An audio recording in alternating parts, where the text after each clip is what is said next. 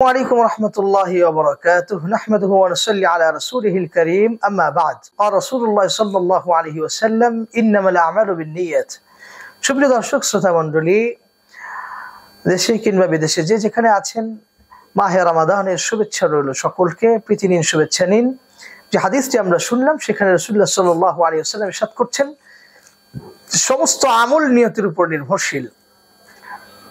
আলহামদুলিল্লাহ, মাহে রমাদান যে মাসে শয়তানকে বেঁধে রাখা হয়েছে, যে শয়তান আমাদেরকে নেক আমল করার যাবতীয় স্পৃহা নষ্ট করে দেয়, যে শয়তান আমাদেরকে নেক আমল করার কাজে বাধা দেয়, সেই শয়তানকে বেঁধে রাখা হয়েছে। অতএব আসুন আমরা বেশি বেশি আমলের নিয়ত করি একটি গীবতও করব না, নিয়ত করি একটা মিথ্যাও বলবো না, নিয়ত করি তাহাজ্জুদ পড়বো, নিয়ত করি কিয়ামুল লাইল করবই, নিয়ত করি প্রতিদিন তারাবি সুন্দরভাবে আদায় করব, নিয়ত করি আমরা প্রতিদিন কিছু আওয়াবিনের নামাজগুলি পড়ি, নিয়ত করি আমরা ইশরাকের নামাজ পড়ব, নিয়ত করি আসুন একটু বেশি নফল ইবাদত করে, নিয়ত করি আসুন কোরআন তেলাওয়াত করার জন্য একটু চেষ্টা করি, বিশুদ্ধ তেলাওয়াত যেন করা যায়।